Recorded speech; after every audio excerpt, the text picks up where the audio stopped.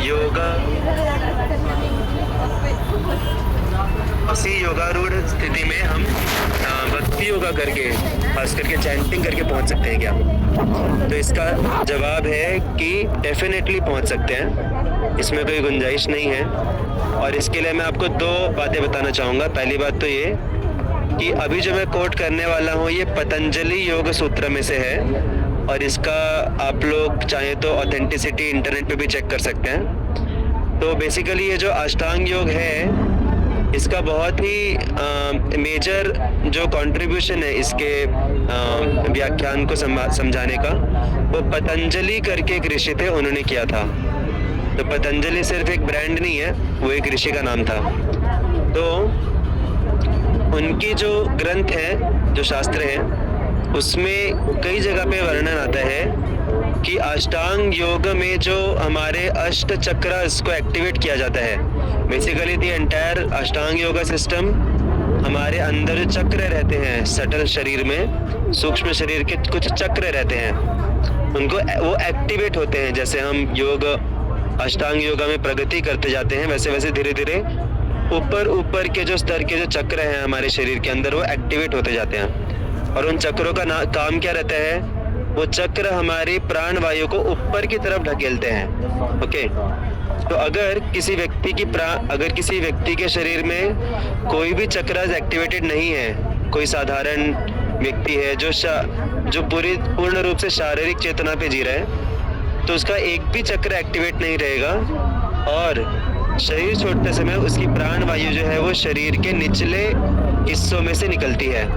आत्मा और प्राण वायु निचले निकलती है। और जैसा कि भगवत गीता में बताया जाता है कि ऊर्ध्वं गच्छन्ति सत्वस्थ, मध्ये तिष्ठन्ति राजस, जघन्य गुण वृत्तिस्थ, अधो गच्छन्ति तामसः। मतलब जिनकी प्राण वायु शरीर के निचले अंगों से निकलती है, उनको अगला जो डेस्टिनेशन है वो निचले योनियों में या फिर निचले जो ग्रह है, लोक है, वहाँ पे मिलता है, पाताल, नरक वगैरह। और जिनकी प्राण वायु शरीर के बीच के अंगों से निकलती है, मतलब उनके कुछ चक्रास एक्टिवेट हो गए हैं, उनका जो अगला डेस्टिनेशन रहता है वो या तो पृथ्वी रहता है या तो बीच के लोक रहते हैं। और जिनके मैक्सिमम चक्रास एक्टिवेट हो गए हैं, उनकी प्राण वायु फिर ऊपर के पोर्शन से निकलती है शरीर के। ओके, और सबसे बेस्ट, सबसे हाईएस्ट लेवल है कि ब्रह्मरंध्र बोलते हैं उसको। हेड से अगर कोई किसी की आत्मा निकलती है, हेड से किसी की प्राण वायु निकलती है मृत्यु के समय पे, तो वो डायरेक्टली ब्रह्मलोक या फिर तपलोक, महरलोक, या फिर इवन उसको मोक्ष की प्राप्ति भी हो सकती है। तो इस प्रकार से पूरा जो अष्टांग योगा सिस्टम है वो पूरा इन चक्र पे डिपेंडेंट है, कितने चक्र एक्टिवेटेड है। और ये जो चक्र एक्टिवेट करने की अलग अलग पद्धतियां हैं, उसमें से दो पद्धतियां बहुत प्रमुख पद्धतियों में से मानी गई हैं, और उनमें से एक है जप और दूसरा है कीर्तन। तो ये मैं नहीं बोल रहा, किसी इस्कॉन की बुक में नहीं मिलेगा आपको, ये पतंजलि योग सूत्र में ही आता है वर्णन कि कीर्तन और जप जो है उससे भी हमारे चक्रास एक्टिवेट होते हैं शरीर के। तो अगर हम इतना सब योग पद्धति वगैरह नहीं करते अष्टांग योग, अगर हम सिर्फ कीर्तन करते हैं ध्यानपूर्वक और जप करते हैं ध्यानपूर्वक, तो भगवान की प्राप्ति तो होती ही है, साथ ही साथ हमारे चक्रास भी एक्टिवेट होते हैं। तो इवन अष्टांग योग के अनुसार भी चैंटिंग इट एलिवेट्स अस, और ये पतंजलि योग सूत्र में लिखा हुआ है। ये दूसरी बात कि हमारे इस्कॉन के एक सन्यासी थे, है अभी भी वो शरीर में है, तो उनको एक बार मतलब उन्होंने कुछ योगा कुछ प्रैक्टिस नहीं किया है, वो सिर्फ प्रचार करते थे। मतलब साधारण जैसे हमारे इस्कॉन में सन्यासी रहते हैं, प्रचार में, भक्ति में पूरा अपना जीवन समर्पित रहते हैं। तो वो एक बार गए थे एक बहुत पहुंचे हुए योगा टीचर के पास, जिसको बहुत ज्ञान है इसका। और जब उस योगा जो टीचर है, अभी पता नहीं क्या बोलते हैं उनको, जब उन्होंने उनको एनालाइज किया उनके शरीर को, तो उन्होंने पाया कि उनके मैक्सिमम चक्रास एक्टिवेटेड थे। More than 5 chakras were already activated, बिना कुछ अष्टांग योग का पालन किए। ओके, तो जो भक्ति योगा हम बोलते हैं कि ये भक्ति योगा है, ये ऐसे हम सेंटिमेंटली नहीं बोलते, it's a reality and it's a proper well defined yoga. बस प्रॉब्लम ये है कि हमें बहुत आसानी से मिला है ये, हमको लगता है कि आसान है चैंटिंग करना, ही तो आसान ही है राइट। उसमें कुछ शरीर को तोड़ मरोड़ कुछ नहीं करना पड़ रहा, आराम से बैठ के चैंटिंग करना पड़ रहा है। लेकिन अंदर तोड़ मरोड़ हो रहा है हमारी चेतना में अगर हम ध्यानपूर्वक चैंटिंग करते हैं तो, और उससे फिर हमारे चक्रास भी एक्टिवेट होते हैं। So that's in short. Is that fine, Mataji? Yes, Prabhu. Yeah. बस यही है कि चैंटिंग हमें ध्यानपूर्वक जितना अच्छे से करेंगे उतना इसका इफेक्ट मिलेगा। चैंटिंग और कीर्तन एकदम एब्जॉर्ब होकर हमें करना चाहिए जितना हो सके। Okay, so now we'll go to our today's shloka.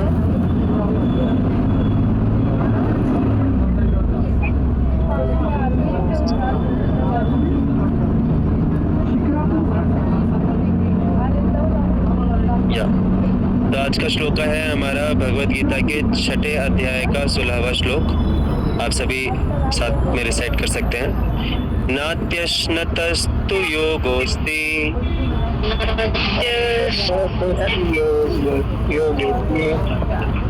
अचैकान्तम् अनश्नतः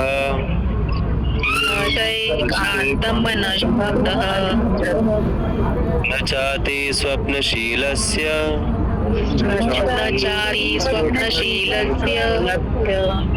जाग्रतो नैव चार्जुन।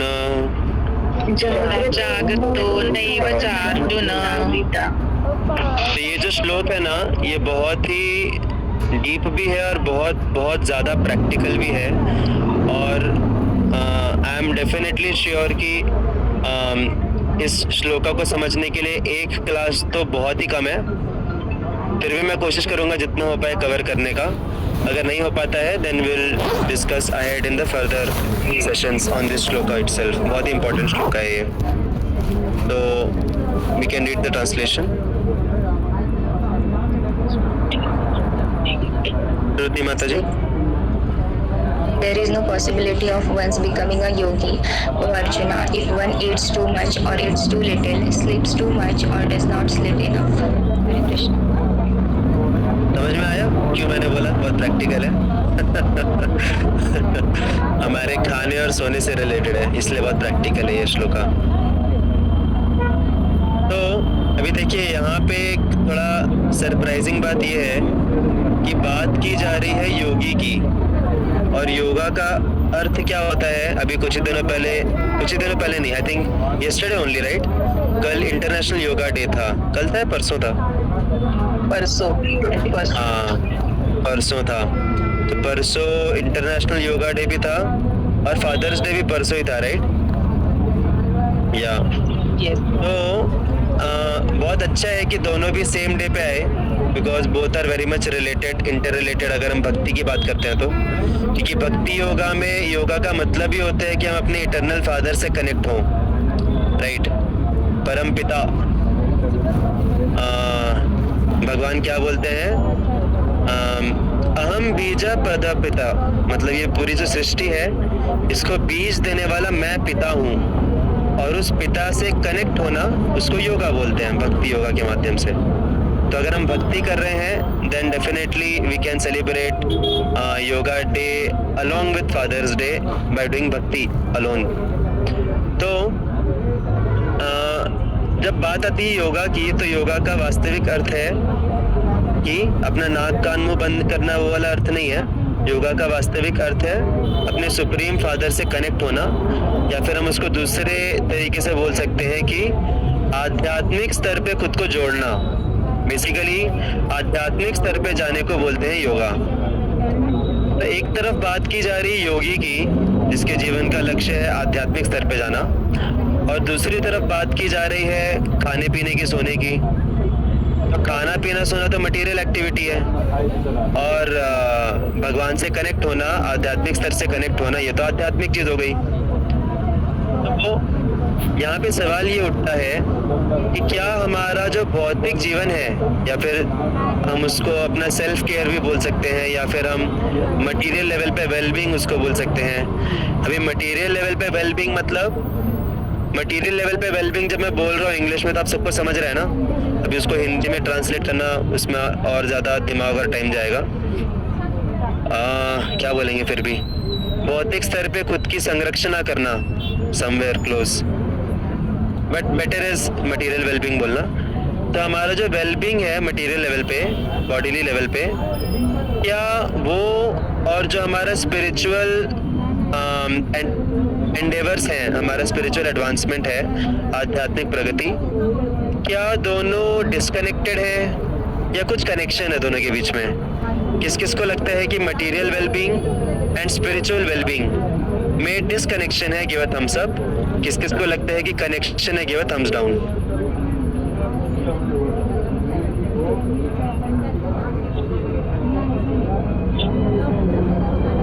या तो मैक्सिमम लोगों का थम्स डाउन आ रहा है, दैट इज परफेक्टली राइट।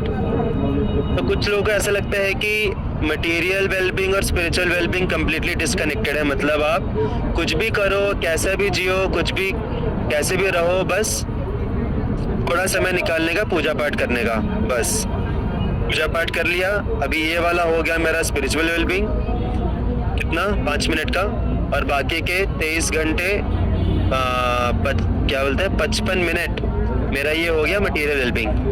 तो दोनों को डिस्कनेक्ट करके लोग देखते हैं, और अधिकांश लोगों का जीवन ऐसे ही जाता है। लोग अपने जीवन को अलग रखते हैं और पूजा पाठ को अलग रखते हैं। So that is a imperfect understanding, वो एक गलत अंडरस्टैंडिंग है। करेक्ट अंडरस्टैंडिंग क्या है कि हमारा मटेरियल वेलबींग और हमारा स्पिरिचुअल वेलबींग जो है वो दोनों कनेक्टेड हैं।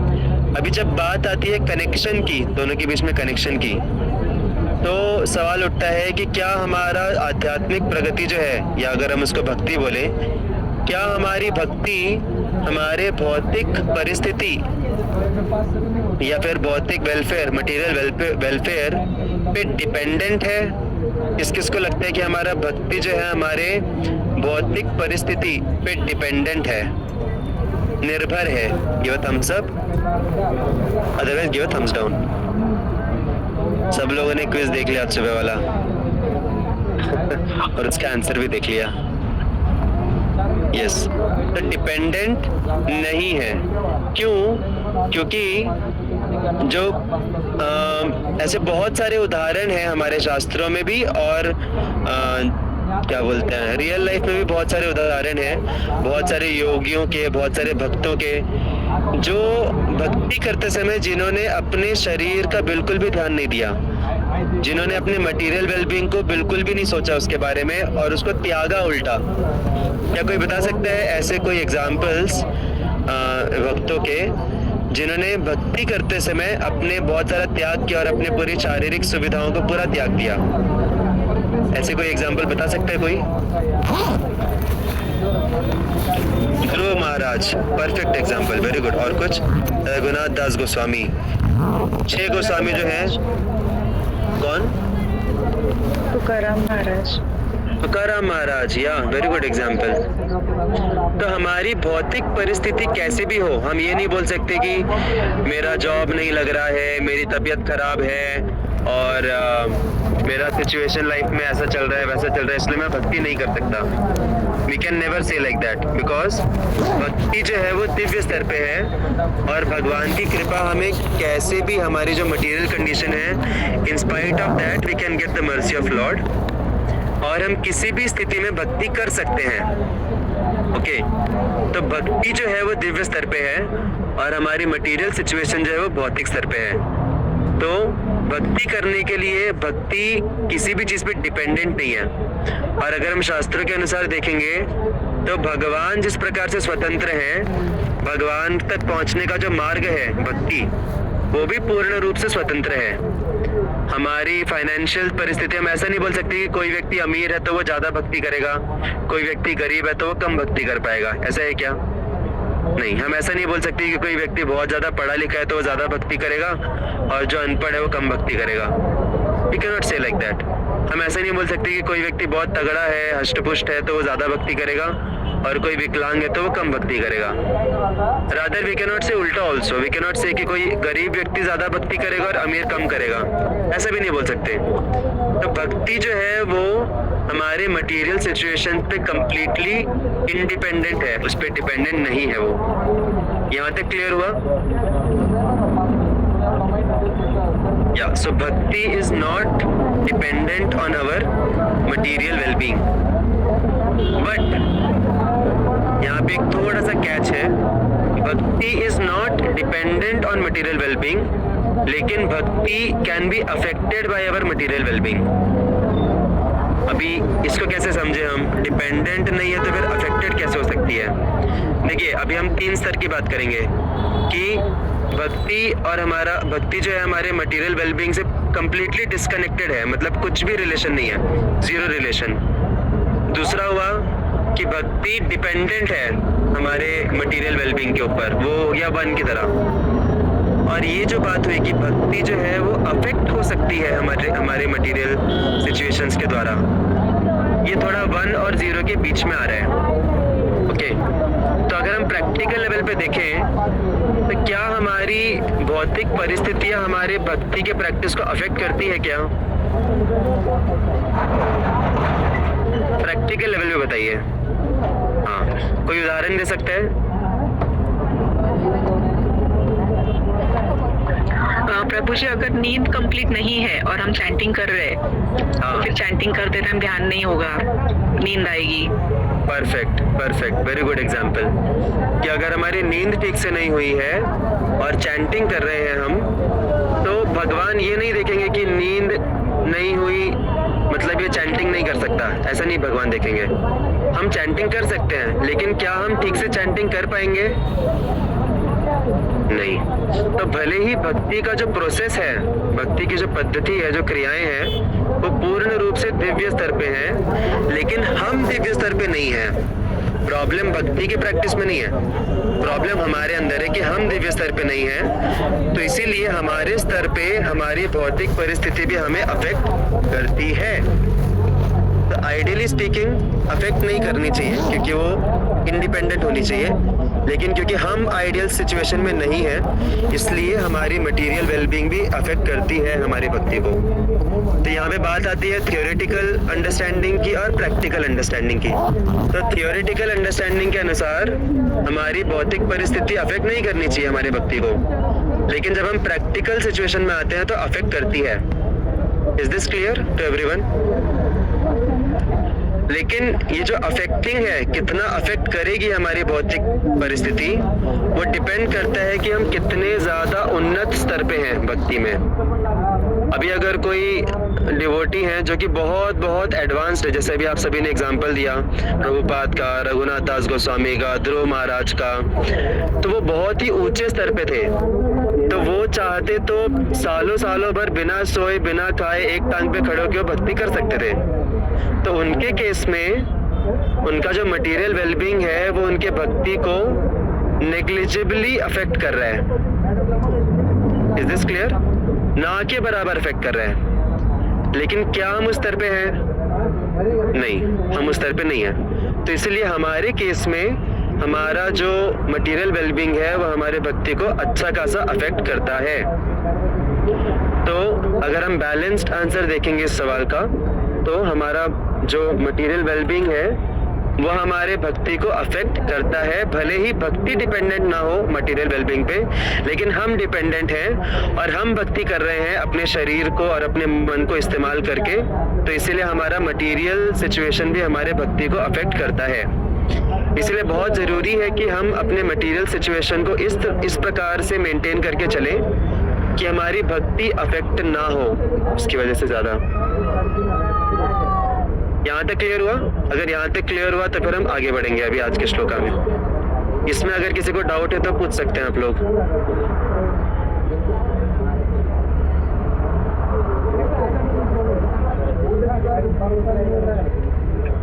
ओके, तो now will come to our present shloka.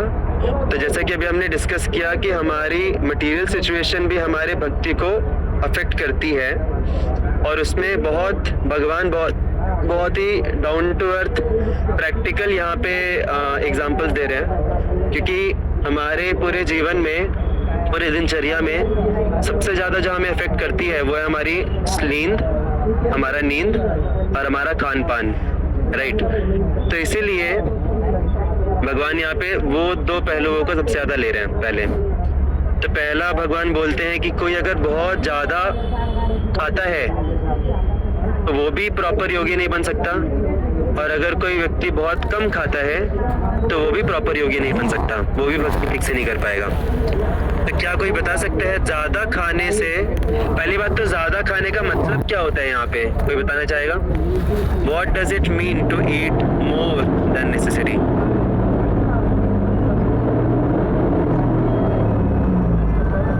अभी आप लोग बोलेंगे क्या पूछ रहे हैं प्रभु जी, तो ऑब्वियस है ना, ज़्यादा खाना मतलब ज़्यादा खाना। बट इसमें तो rather I would say 3 aspects are there. पहला एस्पेक्ट है कि सच में क्वांटिटी वाइज ज़्यादा खाना, जितनी हमारे शरीर को ज़रूरत है उससे ज़्यादा क्वांटिटी वाइज ज़्यादा खाना, ये हुआ पहला अंडरस्टैंडिंग।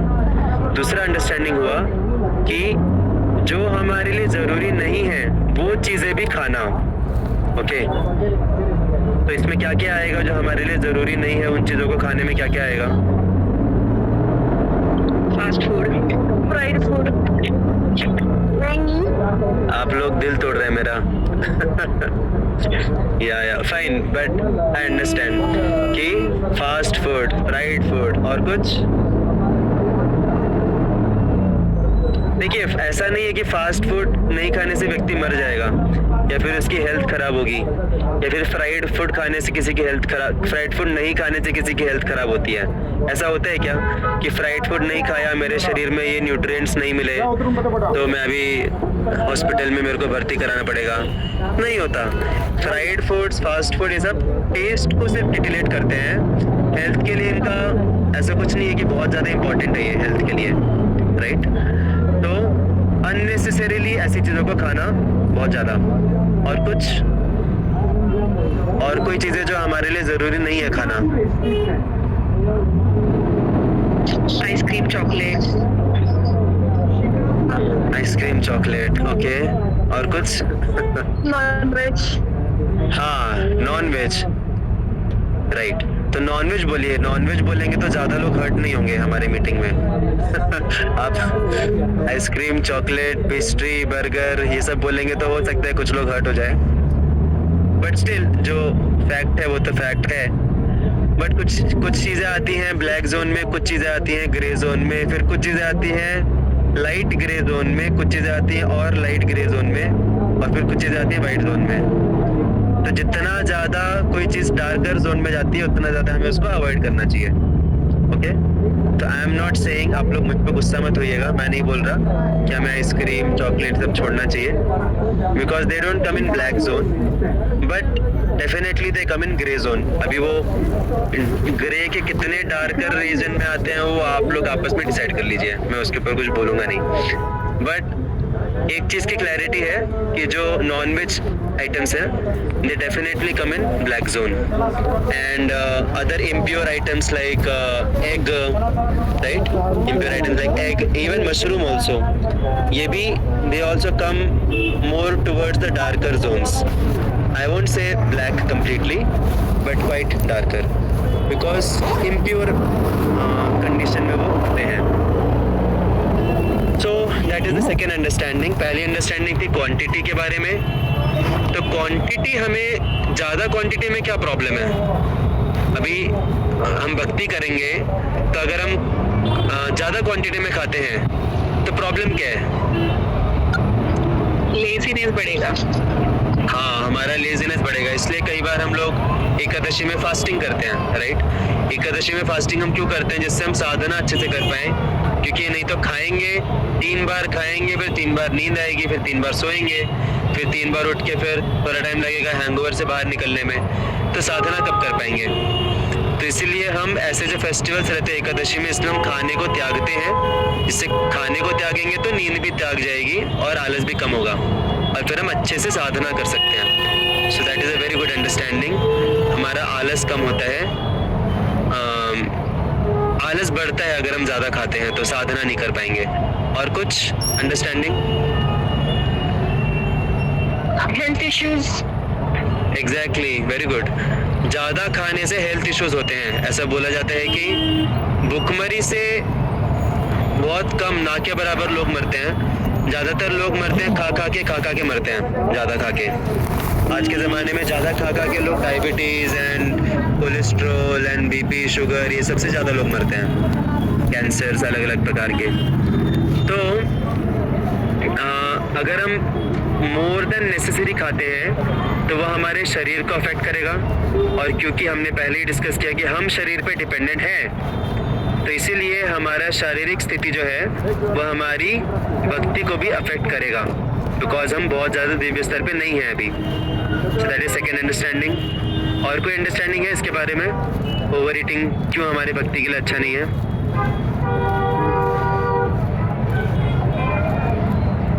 तामसिक गुण बढ़ेगा, फिर हम चैंटिंग पे फोकस नहीं कर पाएंगे और भक्ति। हाँ, तो ये जो बोला आपने माता जी, ये this is related to the second part.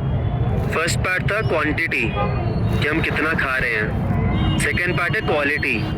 तो ये जैसा हमने अभी बोला कि कुछ फूड आइटम्स वाइट जोन में आते हैं, कुछ ग्रे में, कुछ डार्कर ग्रे में, कुछ ब्लैक में। तो जितना ज़्यादा हम ब्लैक की तरफ जा रहे हैं, उतना ज़्यादा हमारे खान पान से हमारा रजोगुण और तमोगुण का प्रभाव बढ़ेगा, और वो फिर गुण हमारे भक्ति को अफेक्ट करेंगे। तो इसीलिए हमें कोशिश करना चाहिए कि हम ज़्यादा से ज़्यादा सात्विक आहार खाएं, सात्विक भोजन।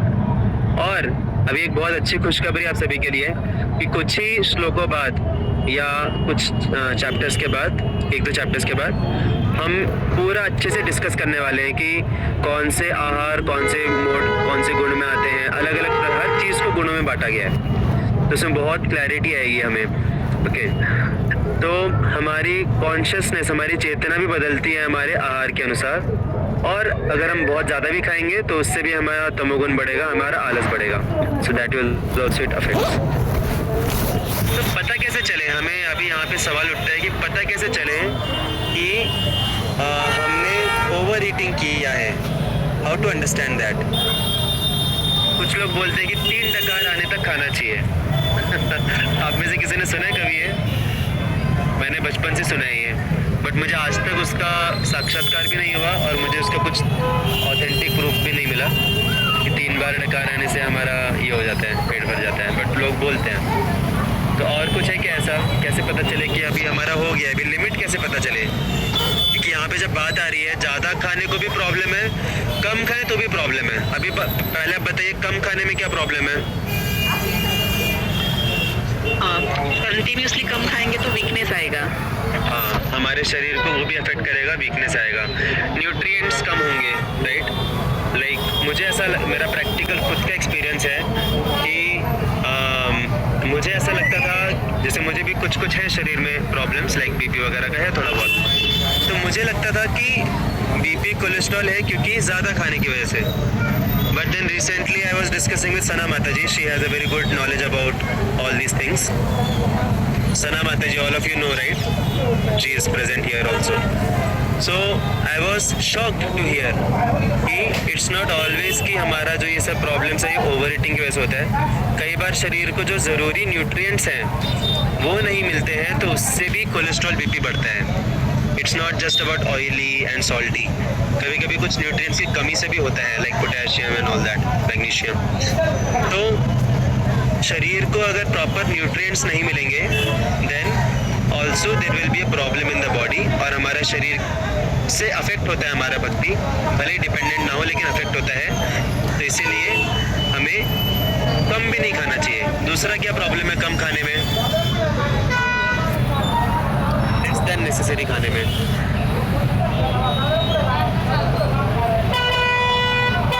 बहुत अच्छे इंटरेस्टिंग कारण है, देखते हैं कौन बता पाता है। हमेशा भूख लगेगा। हाँ, चिड़चिड़ होगा, राइट? चिड़चिड़ भी होगा, और ऊपर से फिर बहुत ज़्यादा प्राउड भी फील होगा कि अरे मैं तो बहुत बड़ी तपस्वी हूँ, मैं तो बहुत बड़ा तपस्वी हूँ। और वो गर्व हमारे भक्ति को क्षीण करेगा, क्योंकि भक्ति के लिए विनम्रता सबसे इम्पोर्टेंट है। ऐसा बोला जाता है कि जो लोग फास्टिंग करते हैं और फास्टिंग करते समय बहुत ज़्यादा गर्वित होते हैं कि हम फास्टिंग कर रहे हैं, वो फास्टिंग नहीं कर रहे, वो फीस्टिंग कर रहे हैं। किस चीज़ के ऊपर फीस्टिंग कर रहे हैं? वो उनका जो अहंकार है, उनका जो ईगो है, वो ईगो फीस्ट मना रहे हैं, फेस्टिवल हो रहा है ईगो का। भले ही वो फास्टिंग कर रहे हो लेकिन ईगो उनका फीस्ट कर रहा है। तो बेटर उससे अच्छा है कि तुम थोड़ा बहुत खा लो और विनम्र रहो, that is better. And best is कि हम फास्टिंग भी करें और हम गर्वित ना भी हों, that is the best situation, जो कि होना चाहिए। तो हमारा चिड़चिड़ापन होता है, फिर प्राउड फीलिंग होता है। और एक इम्पॉर्टेंट चीज़ है, जैसा किसी ने तो बोला कि भूख लगती रहती है हमेशा। अभी हम कम खाए हैं और फिर चैंटिंग करने बैठे हैं और अंदर पूरा हरे कृष्णा हरे राम की जगह पकौड़ा वड़ा पाव चल रहा है, जलेबी चल रहा है, तो फिर कैसे हम चैंटिंग कर पाएंगे? और ऐसा आप लोगों ने अनुभव भी किया होगा, एटलीस्ट मैंने अनुभव किया है कि जब हमारा पेट खाली रहता है ना, जब भूख लगी रहती है, तो फिर हमारी जीवा भी बहुत ज़्यादा एजिटेट हो जाती है। तब हमको बहुत इच्छा होती है कुछ तो उल्टा पुल्टा खाने की ज़्यादा इच्छा होती है। लेकिन पेट अगर भरा रहता है ना, तो फिर जीवा भी हमारी कंट्रोल में रहती है। तो फिर अगर हम चैंटिंग कर रहे हैं और जीवा ही कंट्रोल में नहीं है, तो ऐसा भी हो सकता है लाइक अभी ये थोड़ा फनी एग्जांपल है बट इट्स अ रियलिटी। मैंने इवन ऐसा भी सुना है, एक लेक्चर में मैंने सुना था कि एक डिवोटी थे, वो चैंटिंग कर रहे थे आँख बंद करके, चैंटिंग करते करते अचानक से वो मुंह में से चबाने लग गए, ऐसे करके चबाने लग गए। इतना वो मग्न हो गए उस विचार में कुछ तो चीज़ खाने के कि एक्चुअल में मतलब ये वो भगवान का स्मरण छोड़ के वो खाने का ही स्मरण उनका शुरू हो गया। ये मैंने रियली एक एग्जाम्पल मैंने क्लास में सुना है। राधेश्याम प्रभु करके एक है हमारे टेम्पल प्रेसिडेंट, वो एक बार क्लास में बता रहे थे। तो हमारी चेतना फिर चले जाएगी क्या अच्छा खाना है क्या है, ये सब चीज़ में चेतना चले जाएगी अगर हम कम खाएंगे तो। और दूसरी सबसे इम्पॉर्टेंट चीज़ है कि जब हम बहुत ज़्यादा कम खाएंगे, त्याग करेंगे, तो फिर उसके बाद फिर हम डबल इंटेंसिटी के साथ भोग भी करेंगे। फिर पहले त्याग करेंगे, खुद को स्टार्व करेंगे, फिर बाद में फिर उल्टा और फिर ज़्यादा जब मौका मिला तो और ज़्यादा फिर खाएंगे, फिर ओवर ईटिंग करेंगे। तो हमेशा एक एक्सट्रीम हमेशा दूसरे एक्सट्रीम की तरफ लेके जाता है हमें। अगर हम अंडर ईटिंग करेंगे तो फिर बाद में ओवर ईटिंग करेंगे, ओवर ईटिंग करेंगे तो अंडर ईटिंग करेंगे, तो पेंडुलम की तरह इधर उधर जाते रहेंगे। तो इसीलिए बहुत ज़रूरी है कि हम नियमित रूप से खाएं, टाइम टू टाइम खाएं, फ्रीक्वेंसी लगे तो अच्छा रखें, एम्पलीट्यूड कम रखें हमारे खाने का, फ्रीक्वेंसी बढ़ाएं और लिमिट में खाएं। तो यहाँ पे लिमिट कैसे पता चलेगी हमें, will just talk about that and will and here. उसके बाद फिर आगे का डिस्कशन जो है वो हम नेक्स्ट क्लास में करेंगे। तो लिमिट ऐसा हमारे आयुर्वेद के हिसाब से बताया गया है कि हमारा जो पेट है वो 50%